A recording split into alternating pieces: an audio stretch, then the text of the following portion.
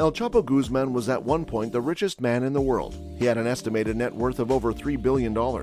Forbes magazine even listed him as one of the most powerful people in the world for 4 consecutive years. He also broke several records during his career in organized crime, and not even the biggest drug lord in history, Pablo Escobar, comes close. He is the man who has exported the largest amount of drugs to the U.S. He also managed to escape after being captured not once but twice. He was also the drug lord with the largest cash bounty on his head. The U.S. federal agency offered $9 million for any information involving El Chapo Guzman that would aid in capturing him. For Pablo Escobar, it was a mere $3 million. So how did this Mexican drug lord avoid capture and death on several occasions, and what is life like now that he's seeing a lifetime behind bars? Sit back and watch as we take a look at it in today's video. Stay tuned. El Chapo, no matter how awesome he was at running away from the law, had a tendency of getting captured. El Chapo first got captured in early 1993. The 1990s was a messy and bloody period for Mexicans and were a very busy time for the Mexican police. Drug cartels were in a brutal war with each other, and El Chapo's cartel, the Sinaloa cartel, got involved in a series of bloody massacres that even led to the death of a prominent cardinal in Mexico. El Chapo left Mexico and took refuge in a secret safe house in Guatemala. The event led to a large-scale crackdown by the Mexican government, and in 1993, the Guatemalan army arrested him and extradited him back to Mexico. There he was locked up in a maximum security prison called La Palma. You thought that he had a tough time in there and paid for his sins, didn't you?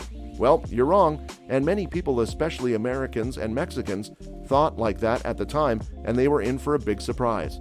El Chapo had an amazing time in that maximum security prison. As it turned out, his enormous wealth could even turn a maximum security prison into a maximum luxury prison. El Chapo bribed, paid off, and bought all the officials in La Palma. The corruption ran deep. It is said that he even bought the federal and state officials. You see, El Chapo was smart. He knew exactly who to buy, how to buy, and when to buy at what price. From 1993 to 2001, El Chapo hosted parties, had fun, had the amenities and luxuries of a 7-star hotel in the so-called maximum security prison. Many officials became rich because of him, and although everyone thought that his drug cartel was done for, he was running his business as usual. From there, he even managed to expand it with some help from the officials.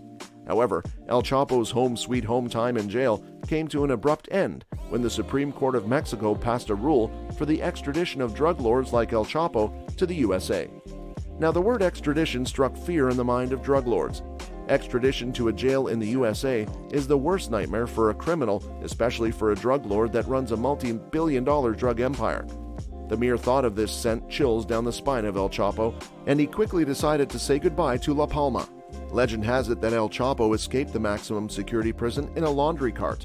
He bribed the gods, and they kept the prison cell's door open. He then jumped aboard a laundry cart that was going outside and eventually got into a car and vanished deep into the night. A later investigation found out that more than 78 officials had helped him escape. After that, El Chapo began his operations as early as possible, and life was getting good for him. Even though he was now on the run and there was a nationwide manhunt for him, why would he worry? A billionaire with deep enough pockets to buy anyone. However, things weren't as they seemed. The situation in Mexico worsened after that. Mexico entered a long and bloody drug war that would span another full decade because El Chapo's Sinaloa cartel was among the primary reasons for this bloody carnage. And since the corruption in the police and political system was now exposed, pressure mounted on the drug authorities to finish this once and for all. After 13 long years, the police were able to apprehend the infamous Shorty yet again in 2014. Now, 13 years on the run is a record for a most wanted drug lord. Even the legendary Pablo Escobar barely managed a year in hiding before being shot and killed. After the arrest, he was imprisoned in another super high-security prison named Altiplano Prison, aka the Federal Social Readaptation Center No. 1. Life here was way different, much harder, and no, he couldn't buy anyone this time. He was put in a small room with one shower, one toilet, and a small space to move around. He was not allowed to interact with any other inmate, and he spent 23 hours a day in solitary confinement. He could only go outside for an hour, and even then he was escorted by guards, and no other sports or entertainment activities were allowed. Apart from that, he was only able to speak with people during court hearings.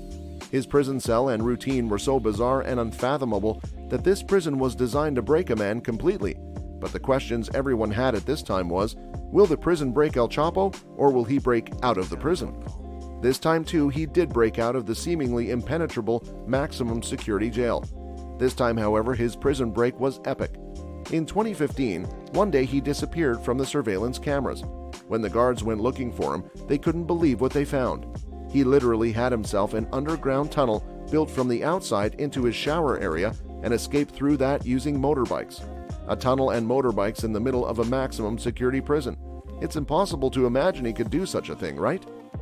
As it turned out, El Chapo's associates had constructed a tunnel from a construction site to the prison shower area that spanned an unbelievable 1 mile. It was 5.7 feet tall and 30 inches wide and was fitted with high-quality construction material, air ducts, and even lights. According to the officials, only air conditioning was missing from that tunnel. How did he do this? Obviously, he had help from you-know-where, corrupt officials. But until this day, no one knows for sure how he pulled this one off, and it seems like it will remain a mystery, at least for now. Do you believe in second chances? El Chapo was literally given a second chance, but he decided to turn back to his old ways. Even after his second miraculous prison break, rather than staying away and letting go of his criminal life, he still engaged actively in his drug business, and this was why the law came down on him. Big mistake. This time, however, the luck finally seems to have run out on El Chapo. In 2016, after a blockbuster gunfight that can rival any Sylvester Stallone movie, the Mexican army finally apprehended El Chapo, and this time he wasn't going anywhere in Mexico. This time, he was extradited straight to the U.S., where his new home, his new prison, was waiting for him, ADX Florence. Known as the Alcatraz of the Rockies, the ADX Florence was designed specifically to house the most dangerous of all criminals, and since its inception in 1994, no one has ever successfully broken out of there. However, even right now, El Chapo is receiving a lot of attention and special treatments there. Well, not the kind El Chapo expects, though. The design of his prison cell and even the entire prison seems like something that came out of a science fiction fantasy. The prison is equipped with next-generation technologies such as motion detectors, pressure pads, a sophisticated network of cameras, and over 1,400 remote-controlled steel doors to make sure that every move of every inmate won't go unnoticed. The prison cells are designed simply as fortresses. The 7 by 12-foot cells are made by using reinforced concrete and steel, so no tunnel digging this time for El Chapo. There is a small bed made out of concrete, an immovable concrete stool, and a table along with a shower that has a timer. Well, since the prison is so intimidating, the officials don't want any inmates trying to commit suicide by drowning. There's a small window in the cell with a view of the sky and the rooftops of other prison cells. This is the most beautiful thing prisoners get to see. The cells are all soundproof to make sure that inmates cannot communicate between themselves using Morse code. To put it simply, there is not a chance for El Chapo to interact with anyone. The funny thing is that at one point after his escape, the Mexican government was so ashamed that they announced that they will no longer try to catch him.